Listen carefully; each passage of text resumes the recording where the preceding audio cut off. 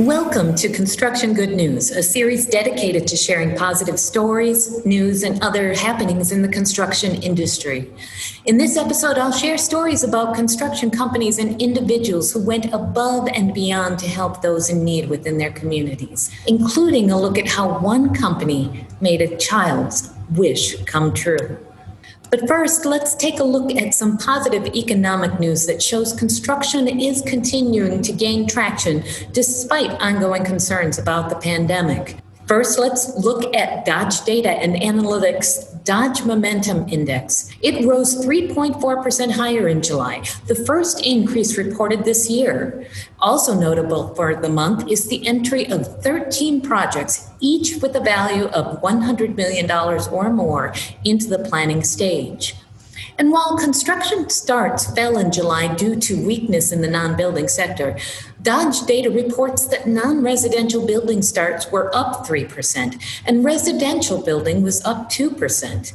Richard Branch, Dodge Data's chief economist, says the July decline in total starts shouldn't be seen as a setback, but rather a settling back in public works following a solid spring. He adds that the gains in non-residential and residential mirror the general overall improvements in the economy. The Associated Builders and Contractors Construction Backlog indicator did take a slight dip last month, but there are some highlights. Chief economist Anirban Basu points out that backlog in the heavy industrial category increased, and many contractors are reporting more activity in fulfillment and data center construction as the e-commerce boom continues. On a related front, the civil quarterly from Dodge Data showed over half of respondents in the heavy civil sector had a high level of confidence about the market's ability to provide new business opportunities for the next 12 months. This rose to 63% for the two-year outlook. The residential sector is also exhibiting surprising strength. The latest U.S. Housing Development and Commerce Department report shows housing starts rose an impressive 22.6% in July. Single-family starts were up 8.2%, and in the multifamily sector, condo and apartment building rates jumped from 355,000 units in June to 547,000 in July. And finally, despite a slight decline, it's important to note that construction added another 20,000 jobs in July, according to an Associated Builders and Contractors analysis, and 639,000 jobs over the last 3 months. It has recovered roughly 59% of jobs lost since the start of the pandemic-related recession.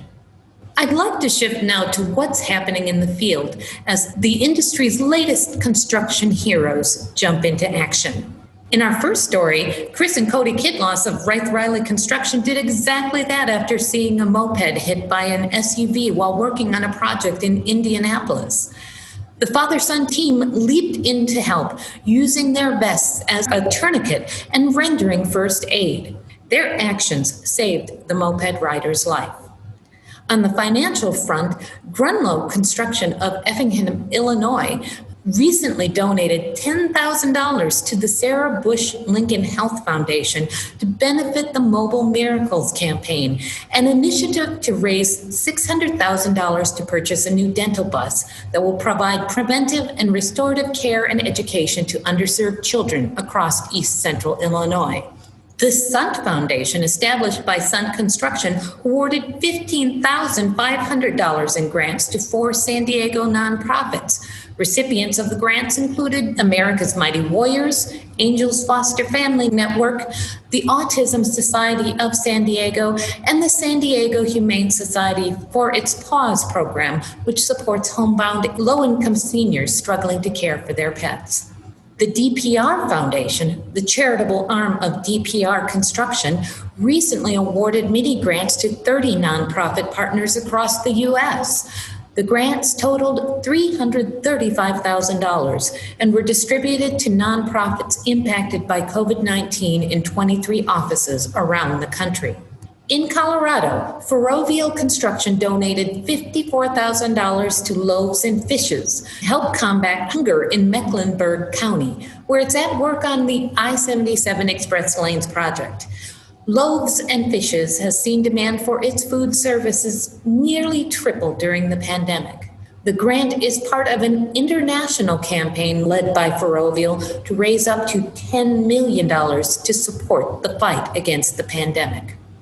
And now I'd like to turn to a heartwarming story about Dominic Filippini, a 5-year-old boy suffering from Lennox-Gastaut syndrome, a rare and severe neurological disease that causes seizures and can lead to other cognitive issues.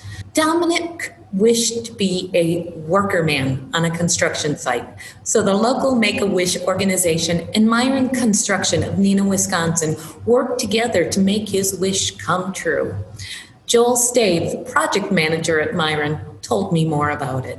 It was brought to us by Make-A-Wish, just that they had a young man whose dream it was to be a worker man. He loves construction, he loves big equipment, the job sites and everything like that, and his dream is to, be a construction worker. So to hear that was pretty cool for all the guys. They really take a lot of pride in what they do. To have a guy come out here who wants to, be a part of it and learn and kind of grow every way that he can, enjoy the opportunity of being around the big equipment, being around the cranes and the steel and all the people we got on site here for our team. So it was really Make-A-Wish who brought it to our attention, and between myself and a number of people that we have in the office kind of help out with community relations and our superintendent out here, we were able to kind of put together a fun little day for him. So what types of things were you able to do with him to give him the full construction worker man type of experience? We did a little bit of everything for him. So we got him out to the site, first had our just orientation, which we do with anybody who comes to the site.